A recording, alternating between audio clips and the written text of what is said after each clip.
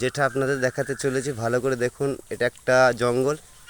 তো জঙ্গলে সকালে বেড়াতে এসে চোখে একটা জিনিস ধরা পড়লো। সেই জিনিসটা আমি সবার কাছে তুলে ধরছি। তো এটা পুরো জঙ্গল। আজ সকালে আমাদের এখানে হালকা হালকা বৃষ্টি চলছে এবং বর্ষা বাদলের দিন।